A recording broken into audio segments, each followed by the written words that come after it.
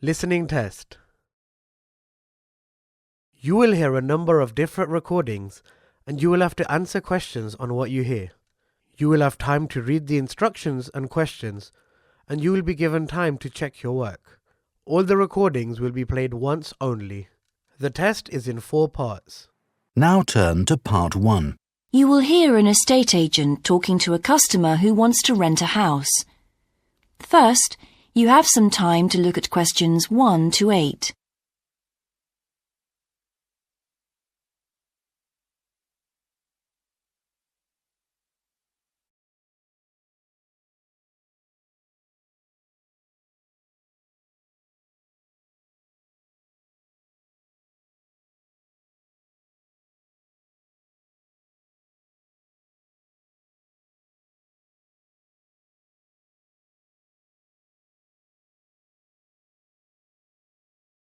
Now we shall begin. You should answer the questions as you listen, because you will not hear the recording a second time. Listen carefully and answer questions 1 to 8. Good morning. How can I help you? Hello. I'm interested in renting a house somewhere in the town. Right. Could I have your name, please? Yes, it's Stephen Godfrey. And tell me how many bedrooms you're looking for. Well, we'd need 4 because I'm going to share the house with 3 friends. OK. There are several of that size on our books. They mostly belong to families who are working abroad at the moment. What about the location? It'd be nice to be central. Oh, that might be difficult, as most houses of that size are in the suburbs. Still, there are a few. What's your upper limit for the rent? We'd like something around £500 a month, but we could go up to £600 if we have to. But we can't go beyond that. Mm-hmm. Do you know how long you want to rent the house for? The minimum let is 6 months, as you probably realise. We're at college here for 2 years, and we don't want to have to move during that time if we can avoid it. Right. And how soon do you want to move in? All our lets start on the 1st of the month. Well, as soon as possible, really, so that means September 1st. OK, let me have a look at what we've got. We have photographs of all the houses on our book, so you can get an idea of what they're like. There's this one in Oakington Avenue at £550 a month, combined living room and dining room with a separate kitchen. It doesn't have a garage, though you can park in the road. We'd prefer to have one if possible. Right. Then have a look at this house in Mead Street. Mm-hmm. It's got a very large living room and kitchen, bathroom, cloakroom. How much is it? That one's £580. It's very well furnished and equipped. It also has plenty of space for parking and it's available for a minimum of a year. Oh, and there's a big garden. I don't think we could cope with that, to be honest. We'll be too busy to look after it. OK. Then there's this older house in Hamilton Road. Living room, kitchen, diner, and it has a study. £550 a month. That looks rather nice. But whereabouts in Hamilton Road? Towards the western end. Oh, that'll be very noisy. I know the area. Yes, it's pretty lively. But some people like it, though. Well, what about this house in Devon Close? That looks lovely. There's a big demand for houses in that area, so prices tend to be quite high. But this one hasn't been decorated for a few years, which has kept the rent down a bit. It's got a living room, dining room and small kitchen, and it's £595 a month. I think it would suit you from what you've said. It sounds fine. Before you hear the rest of the conversation, you have some time to look at questions 9 and 10.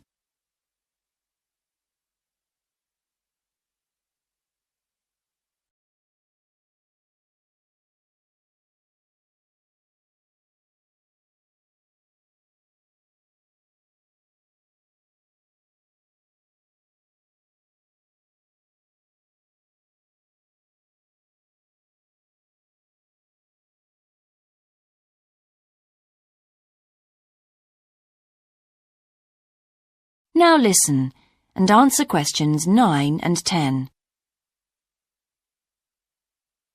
Why is that part of town so popular? Well, there's a big scheme to improve the district, and it'll soon have the best facilities for miles around. What sort of thing? There's a big sports centre under construction, which will be very impressive when it's finished. In fact, the swimming pool's already opened, ahead of schedule, and it's attracting a lot of people. What about cinemas? Are there any in the area? The only one closed down last year, and it's now in the process of being converted into a film museum. The local people are trying to get a new cinema added to the scheme. I think I heard something about a plan to replace the existing concert hall with a larger one. Ah, that's due to start next year. Well, it sounds an interesting area to live in. Could I go and see the house, please? Yes, of course. That is the end of section 1. You now have half a minute to check your answers.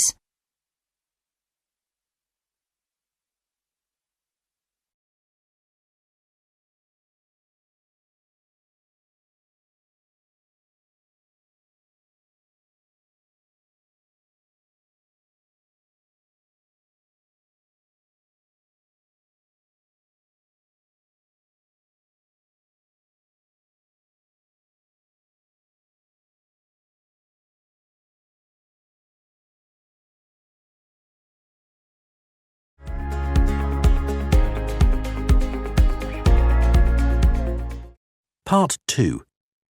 You will hear a man talking on the radio about a national arts centre. First, you have some time to look at questions 11 to 16.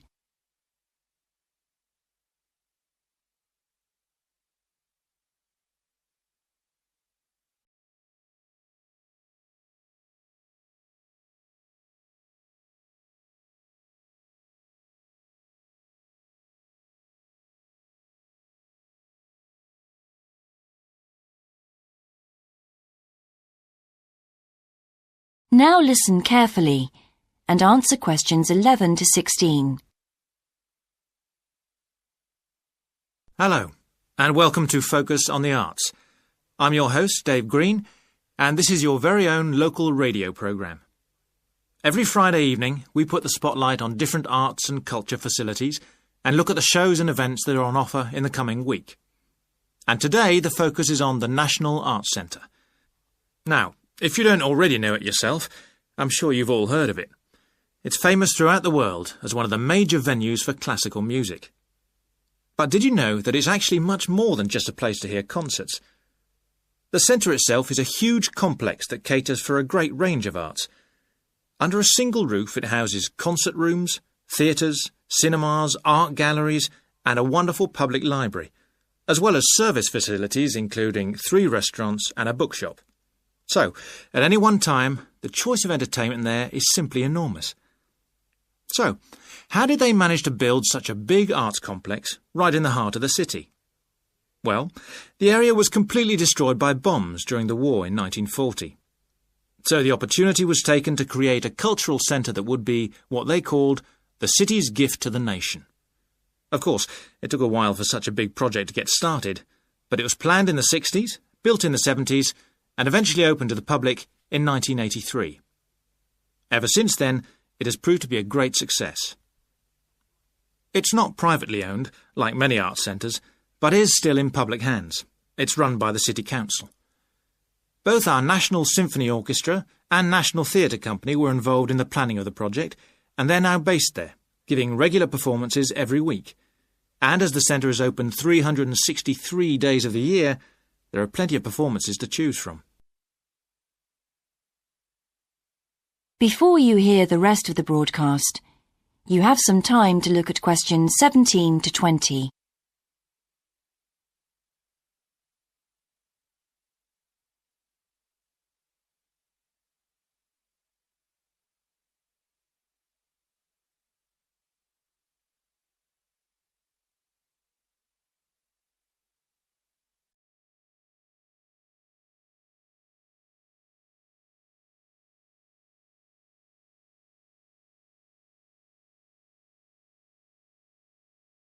Now listen and answer questions 17 to 20.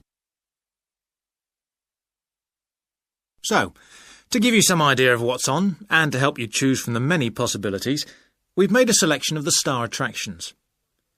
If you're interested in classical music, then we recommend you go along to the National on either Monday or Tuesday evening at 7:30 for a spectacular production of The Magic Flute, probably the most popular of all Mozart's operas. It's in the Garden Hall, and tickets start at only £8, but you'll have to be early if you want to get them that cheap. And remember, it's only on for those 2 evenings. For those more interested in the cinema, you might like to see the new Canadian film, which is showing on Wednesday evening at 8 p.m. in Cinema 2. And that's called 3 Lives. It's had fantastic reviews, and tickets cost just £4.50, which is a reduction on the usual price of £5.50. So, it's really good value, especially for such a great movie. But you can see the centre's main attraction at the weekend, because on Saturday and Sunday, 11 a.m. to 10 p.m, they're showing a wonderful new exhibition that hasn't been seen anywhere else in Europe yet. It's a collection of Chinese art called Faces of China. That's in Gallery 1, and it has some really fascinating paintings and sculptures by leading artists from all over China. And the good news is that it's completely free, so don't miss it. So why not go along to the National Arts Centre next week for one or all of these great events? And you can always pick up a programme and check out all the other performances and exhibitions on offer, or coming soon, on almost every day of the year. Next week, we'll be looking at the new Museum of Science. That is the end of section 2. You now have half a minute to check your answers.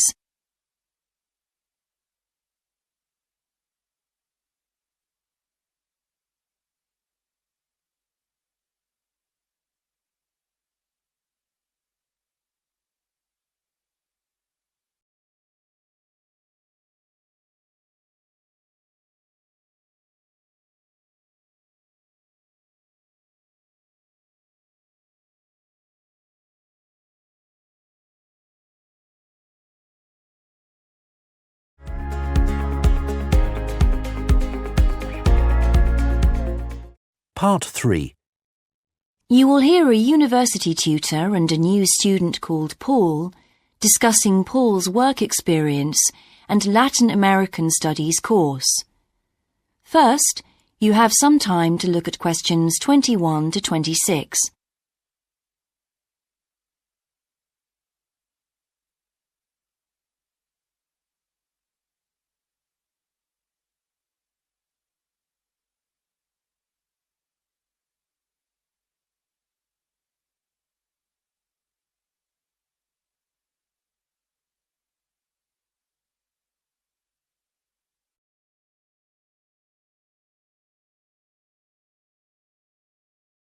Now listen carefully and answer questions 21 to 26. I've been reading your personal statement, Paul. First, let's talk about your work experience in South America. What took you there? Was it to gain more fluency in Spanish? Well, as I'm combining Spanish with Latin American studies, my main idea was to find out more about the way people lived there. My spoken Spanish was already pretty good, in fact. So you weren't too worried about language barriers? No. In fact, I ended up teaching English there, although that wasn't my original choice of work. I see. How did you find out about all this?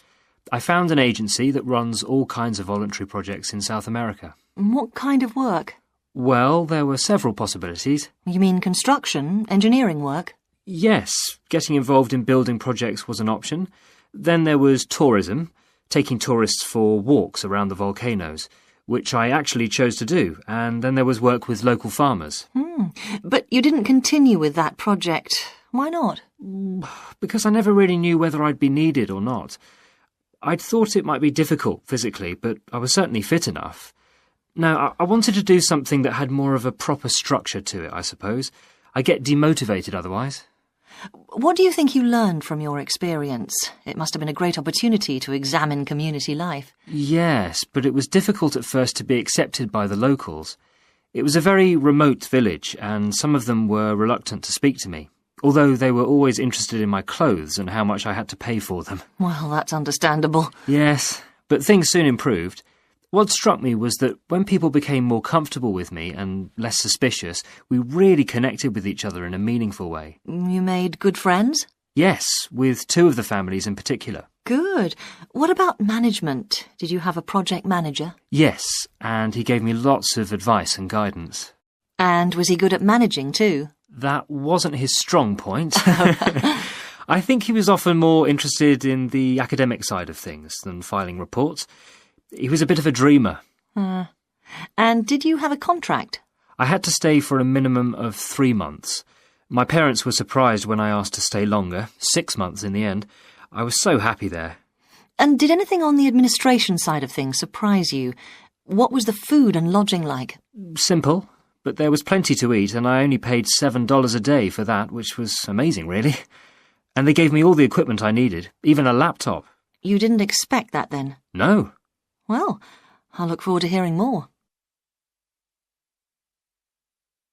Before you hear the rest of the discussion, you have some time to look at questions 27 to 30.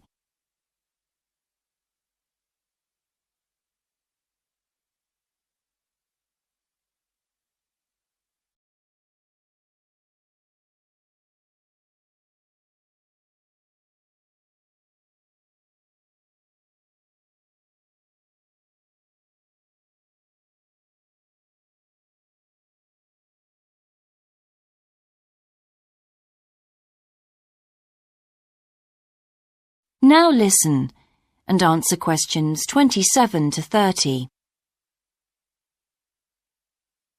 But now let's look at these modules.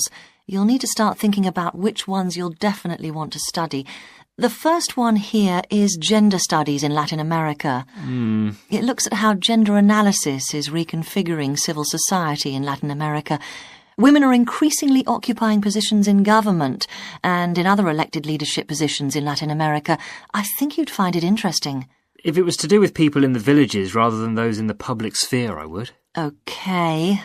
What about second language acquisition? Do you think I'd find that useful? Well, you've had some practical experience in the field. I think it would be. I hadn't thought about that. I'll put that down as a definite then. OK. What about Indigenous women's lives? That sounds appropriate. I thought so too, but I looked at last year's exam questions and that changed my mind. Don't judge the value of the course on that. Maybe talk to some other students first, and we can talk about it again later. OK. Yes, and lastly, will you sign up for Portuguese lessons? My Spanish is good, so would I find that module easy? Not necessarily. Some people find that Spanish interferes with learning Portuguese, getting the accent right too. It's quite different in a lot of ways. Well, I'd much sooner do something else then. All right. Now, what we need to do is make a... That is the end of section 3. You now have half a minute to check your answers.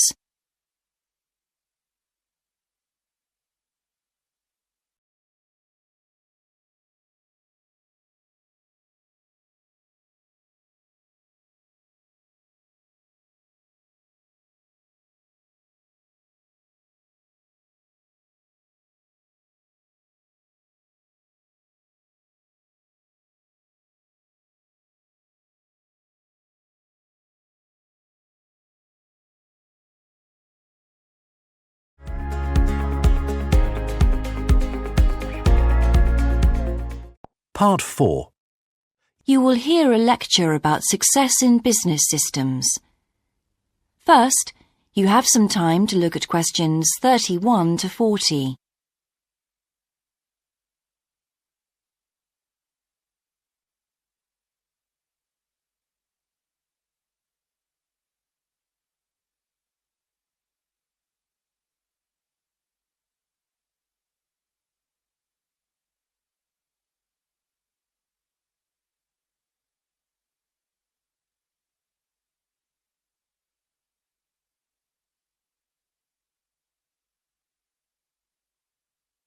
Now listen carefully and answer questions 31 to 40.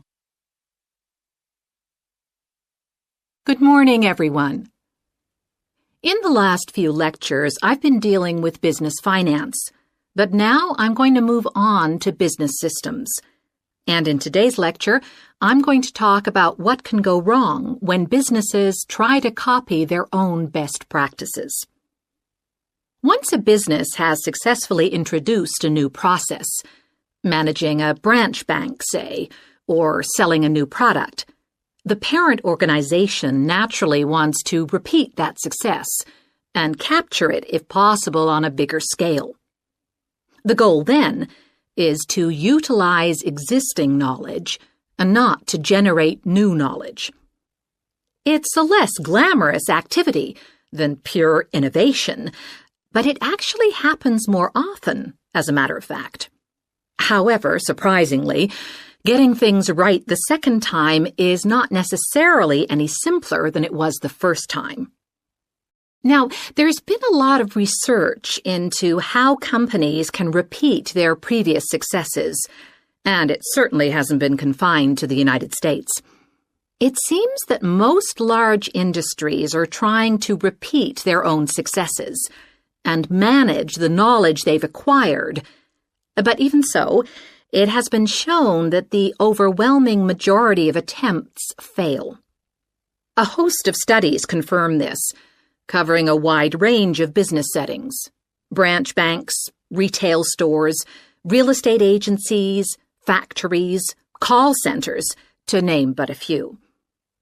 So why do so few managers get things right the second or third time? Let's consider one reason for failure: placing too much trust in the people who are running the successful operation, the experts, shall we say. Managers who want to apply existing knowledge typically start off by going to an expert, such as the person who designed and is running a successful department store, and picking their brains. Now, this approach can be used if you want to gain a rough understanding of a particular system, or understand smaller, isolated problems. The trouble is, even the expert doesn't fully grasp the whole thing, because when it comes to complex systems, the individual components of the process are interwoven with one another. The expert never has complete access to the necessary information. And the situation's complicated even further by the fact that experts are usually not aware of their own ignorance. The ignorance can take various forms.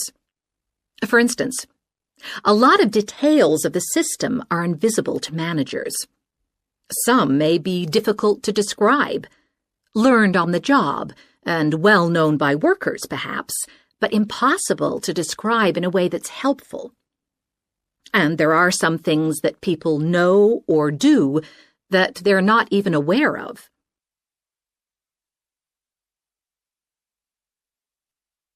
Now, let's consider two types of mistake that can occur when a manager actually starts to set up a duplicate system to replicate a successful process.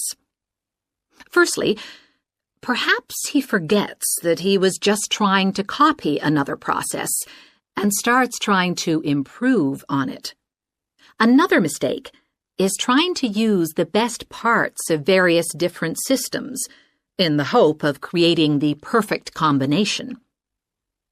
Unfortunately, attempts like these usually turn out to be misguided and lead to problems. Why? Well, for various reasons. Perhaps there weren't really any advantages after all, because the information wasn't accurate. Or perhaps the business settings weren't really comparable. More typically, the advantages are real enough, but there are also disadvantages that have been overlooked. For example, the modifications might compromise safety in some way. So, what's the solution? Well, I don't intend to suggest that it's easy to get things right the second time. It's not. But the underlying problem has more to do with attitudes than the actual difficulty of the task, and there are ways of getting it right. These involve adjusting attitudes, first of all. Being more realistic and cautious, really. Secondly, they involve exerting strict controls on the organizational and operational systems. And this, in turn, means copying the original as closely as possible. Not merely duplicating the physical characteristics of the factory, but also duplicating the skills that the original employees had. Reliance on a template like this offers the huge advantage of built-in consistency. That is the end of part 4. You now have half a minute to check your answers.